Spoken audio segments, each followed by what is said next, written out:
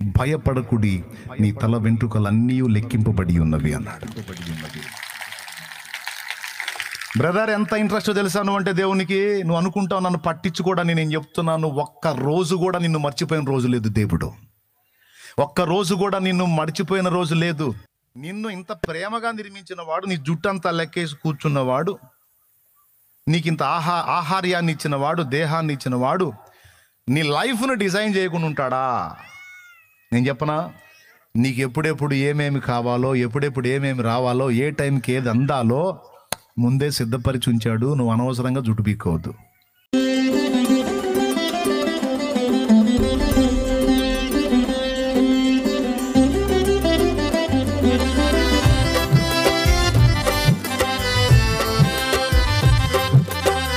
నేను చెప్తున్నా, నువ్వు ఎక్కడున్నా, ఏ మూలన్నా, ఇంతమందిలో అలా దూరంగా నిలబడ్డా నా దేవుడికి నువ్వు స్పష్టంగా తెలుసు. ఎలా తెలుసు అంటే, అసలు నిన్ను చేసిందే ఆయన, నిన్ను ఉనికిలోకి తెచ్చిందే ఆయన, నిర్మించిందే ఆయన. నీకు నాకు బతుకుని ఆయన ఇవ్వాలి. మనిషి అంతేరా, నువ్వు కూడా కావాలనుకున్నాడు కనుక ఉనికిలోకి వచ్చావు. ఆ మెమ్మ అంటది, పనికి మళ్ళీ నా కడుపు చెడబుట్టావు, ఎందుకు పుట్టావు అంటుండొచ్చు మెమ్మ, అంటుండొచ్చు. కానీ దేవుడు అన్నాడు ఆ మాట, లేదురా తల్లి, నువ్వు ఆ మెమ్మ అందాన్ని ఫీల్ కావకు, నేను కావాలని నిన్ను నిర్మించుకున్నాను. నీ పనితనం, నీ అవసరత మెమ్మకు తెలియదు, ఈ లోకానికి నీ అవసరత ఉంది, అది నాకు తెలుసు, ఆ ఉద్దేశంతో నిన్ను నిర్మించాను. యూ డోంట్ ఫీల్ అంటాడు నా దేవుడు. ఏం కలత చెందొద్దు, కృంగిపోవద్దు, భయపడొద్దు, బాధపడొద్దు.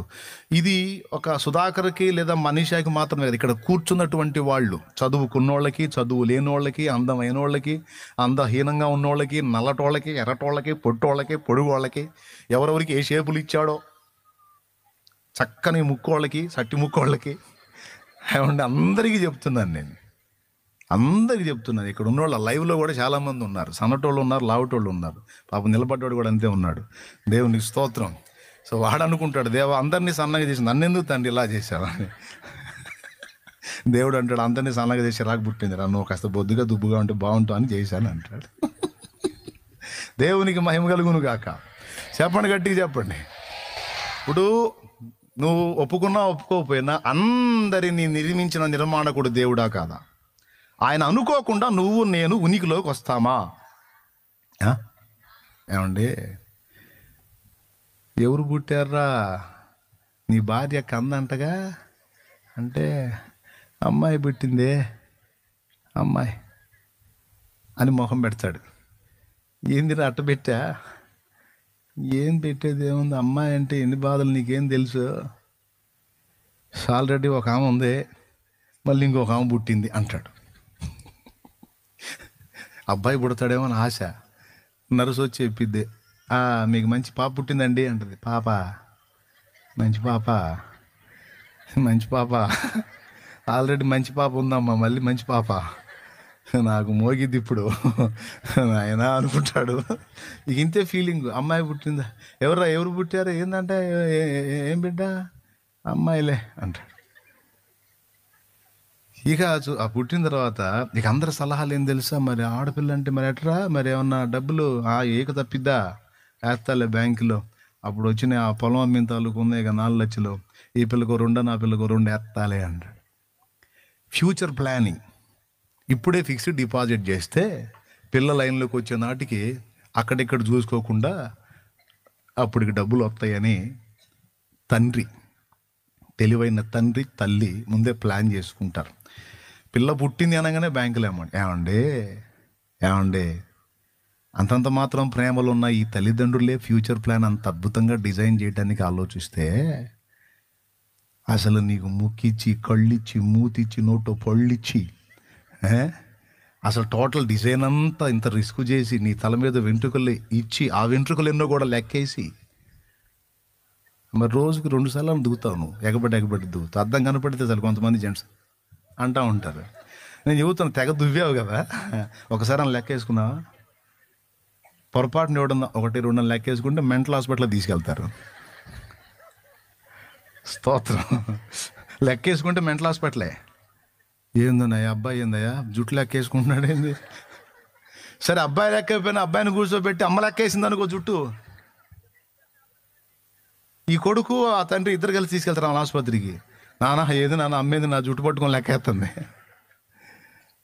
కానీ నీకు విషయం తెలుసా, నీకు జన్మనిచ్చిన తల్లిదండ్రులు నీ జుట్టు లెక్కేలేదు, రోజు దువ్వుకున్న నీ తలని నువ్వు లెక్కేలేదు. కానీ దేవుని వాక్యం చెప్తుంది, భయపడకుడి, నీ తల వెంట్రుకలన్నీ లెక్కింపబడి ఉన్నవి అన్నాడు. బ్రదర్, ఎంత ఇంట్రెస్ట్ తెలుసా నువ్వు అంటే దేవునికి. నువ్వు అనుకుంటావు నన్ను పట్టించుకోవడానికి, నేను చెప్తున్నాను, ఒక్క రోజు కూడా నిన్ను మర్చిపోయిన రోజు లేదు దేవుడు. ఒక్క రోజు కూడా నిన్ను మర్చిపోయిన రోజు లేదు. నిన్ను ఇంత ప్రేమగా నిర్మించిన వాడు, నీ జుట్టంతా లెక్కేసి కూర్చున్నవాడు, నీకు ఇంత ఆహార్యాన్ని ఇచ్చిన వాడు, దేహాన్ని ఇచ్చిన వాడు, నీ లైఫ్ను డిజైన్ చేయకుండా ఉంటాడా? నేను చెప్పనా, నీకు ఎప్పుడెప్పుడు ఏమేమి కావాలో, ఎప్పుడెప్పుడు ఏమేమి రావాలో, ఏ టైంకి ఏది అందాలో ముందే సిద్ధపరిచి ఉంచాడు. నువ్వు అనవసరంగా జుట్టు పీక్కోవద్దు. నమ్మితే స్తోత్రం చెప్పు, 2 చేతులు ఎత్తి. కష్టపడి చదివానన్నా, నాకు ఇంకా జాబ్ లేదంటే, పిచ్చోడా ఉంది, లైన్లో ఉంటుంది. కొద్దిగా ఆయన నిర్ణయించిన నిర్ణయకాలం వచ్చినప్పుడు నీ తలుపు తట్టిద్ది, అదే అంతే. నా చెల్లి, నిజంరా ఇది, నువ్వు చూస్తావు, నీ లైఫ్లో అనుభవిస్తావు. ఎందుకంటే నీ తల్లిదండ్రే, అల్పకాలం ఉండే తల్లిదండ్రే నీ లైఫ్ను అంత డిజైన్ చేస్తే, నిన్ను సృష్టించినటువంటి సృష్టికర్త మరి తీవ్రంగా నీ విషయంలో ముందే సిద్ధపరిచి ఉంచుతాడు. సమస్య వచ్చినప్పుడు సమాధానాలు వెతుక్కోవటం దేవుని పని కాదు. సమస్యలు రాకముందే సమాధానాలు సిద్ధపరిచి ఉంచుతాడు. స్తోత్రం. ఇస్సాకును బలి చేయడానికి మొరియా పర్వతం మీదకి అబ్రహాం వెళ్ళాడు. అబ్రహాంను దాచిపెట్టాడు గొర్రె పిల్లని. చెప్పండి, ఏ కాపరైనా పెద్ద పొట్టేలు మిస్ అయితే కాపర్ ఇంటికి పోతాడా? చెప్పాలి, పొర్రపాటును కూడా పడు. ఎందుకంటే పొట్టేలు, పెద్ద పొట్టేలు, మంద మొత్తాన్ని వదిలిపెట్టి ఆ పోయిన పొట్టేలను వెతుక్కుంటా పోతాడు, కానీ వదిలిపెట్టిపోడు. కానీ మీకు తెలుసా, అబ్రహాం వస్తాడు, కుమారుణ్ణి బలి చేయడానికి సిద్ధపడతాడు. అప్పుడు నేను ఆపాల్సి వచ్చింది. ఆపిన తర్వాత అబ్రహాం మళ్ళీ బలి చేయడానికి పశువు కావాలని అబ్రహాము రాకముందే పొదలో కొమ్ములు తగులుకొని ఉన్న పొట్టేలను సిద్ధం చేసిన దేవుడు ఆయన. ముందే సిద్ధపరుస్తాడు. మోషే లైన్లోకి వస్తే కొంచెం నోటి మాంద్యం వచ్చిందని తెలుసు, అందుకే వాళ్ళ అన్న అహరోన్ని రెడీ చేసి పెట్టాడు. ఇట్లా పరిశుద్ధ గ్రంథాన్ని చూస్తే ఇశ్రాయేలు జనాంగానికి, యూదులకు రాబోతున్న సమస్య, హామాను ద్వారా ఘోరమైన మరణకరమైన శ్రమ రాబోతుందని ఎరిగిన వాడై దేవుడు ముందుగానే ఎస్తేరును రాణి చేసి కూర్చోబెట్టాడు. ఈ రకంగా కొంచెం లేఖనాలను పరిశీలిస్తే మొత్తం ముందుగానే సిద్ధపరిచి కూర్చుంటాడండి దేవుడు. అనవసరంగా నువ్వు నేను టెన్షన్ పడతాం, కానీ ఇది ఎట్లా ఇద్దో, అది ఎట్లా ఇద్దో, అది ఎట్లా ఇద్దో, ఇది ఎట్లా ఇద్దో అని దేవుడు అంటాడు, రే దడా ఇట్రా, అది నాకెళ్ళి చూడరా, రే అది ఎట్లా ఇది, అరే నిన్నటి కాపాడావు ప్రభు, మొన్న కాపాడావు ప్రభు, ఈ రోజు లైన్లో ఉన్నావు అరే 3 సార్లు 3 రోజులు నేను కాపాడినాను, రేపు కాపాడినా, అదేలే నేను కాపాడతావో లేదో అని మళ్ళీ వదిలేస్తావేమో అని. ఓరే పిచ్చి మొహవాడు, ఇన్ని రోజులు కాపాడినాడు, ఇక ముందు కాపాడినా.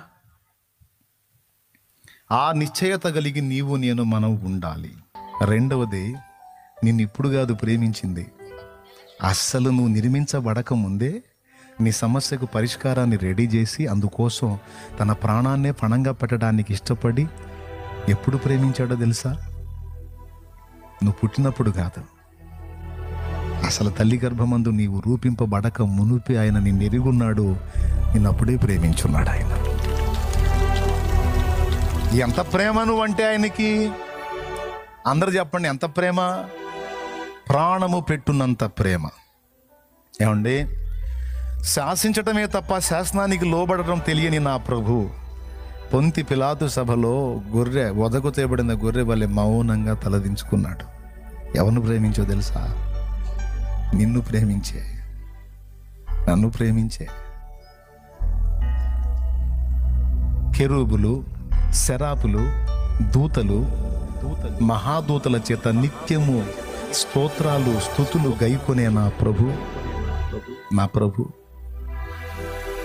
రోమా సైనికుల చేత దూషణ పొందాడు, తిట్లు తిన్నాడు. ఎప్పుడు ఘనత పొందే నా ప్రభు అని ముఖం మీద ఉంటే నీ కోసం, నా కోసం. చూడు, నువ్వు రోడ్డు మీద వెళ్తుంటే పక్కన నీ శత్రువు ఊస్తే నీ కోపం వచ్చింది, పక్కన ఊసినా కోపం వచ్చింది. కానీ నిన్ను బట్టి నా ప్రభు ముఖం మీద ఉమ్మిపడింది, ఆయన రివర్స్ అవలా.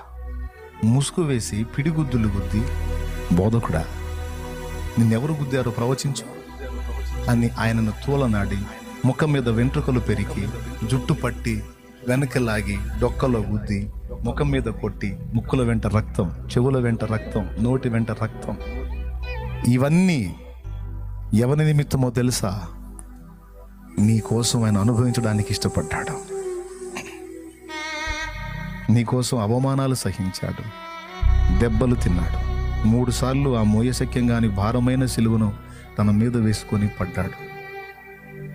అరికాలు మొదలు నడినెత్తి వరకు, శిరం మొదలుకొని సిరిపాదం వరకు సర్వ శరీరము గాయాలమయమైపోయినాడు. ఎవరిని ప్రేమించో తెలుసా? నిన్ను ప్రేమించి, నన్ను ప్రేమించి. ఆయన ఆ పని చేయలేదనుకో, మన పాప భారానికి మనందరి సృష్టికర్తగా ఆయన వెల చెల్లించలేదనుకో, మనందరం తీర్పుకు వెళ్ళాలి, అగ్నిగుండానికి వెళ్ళాలి మన పాపాలను బట్టి. కానీ ఆయన ఏం చేశాడో తెలుసా? పిల్లల పాపాలకి తండ్రి డబ్బులు కట్టినట్టు మనుషులందరి పాపాలకు ఆయన తన ప్రాణమునే క్రయధనముగా చెల్లించాడు. తన ప్రాణమునే క్రయధనముగా చెల్లించాడు. ప్రియులారా, దీన్ని బట్టి దేవుని ప్రేమ నీకు అర్థం అవ్వాలి. తండ్రి ప్రేమ అర్థం కావాలి, కుమారుడి ప్రేమ కూడా నీకు అర్థం కావాలి. పరలోక తండ్రి యేసయ్యని గురించి ఏం చెప్పాడో తెలుసా? ఈయన నా ప్రియ కుమారుడు, నాకు ఇష్టమైన కుమారుడు, ఈయన యందు నేను ఆనందించుచున్నాను అని తండ్రి చెప్పాడు. అంత మంచి కుమారుణ్ణి మనందరి నిమిత్తం సిలువలో బలి చేయడానికి ఆ తండ్రి త్యాగం చేశాడు. మన పరలోక తండ్రి. చెప్పండి, ఇప్పుడు చెప్పండి మీరు, పరలోక తండ్రికి ఎవరంటే ఎక్కువ ఇష్టం? యేసయ్యకి ఎవరంటే ఎక్కువ ఇష్టం? తన తనువుని కూడా లక్ష్య పెట్టలేదు. సో ఇది దేవుని ప్రేమ. శాశ్వతమైన ప్రేమతో నిన్ను ప్రేమిస్తున్నాడు ఆయన. శాశ్వతమైన కృప నీ ఎడల నా ఎడల కనపరుస్తున్నాడు ఆయన. బాగా అర్థం చేసుకోండి. నీ దేవుడు జ్ఞానవంతుడు. రెండవది, నీ దేవుడు నిన్ను పిచ్చిగా ప్రేమించేవాడు. నీకు శత్రువు కాదమ్మా. నీ జీవితంలో, నా జీవితంలో ఆయన అనుమతించే పరిస్థితులు కొన్ని శ్రమగా మనకు అనిపించవచ్చు, కానీ అవి మన మేలుకే. నీ కోసం ప్రాణం పెట్టైనా నిన్ను బ్రతికించుకొనుటకు శక్తి గలవాడు.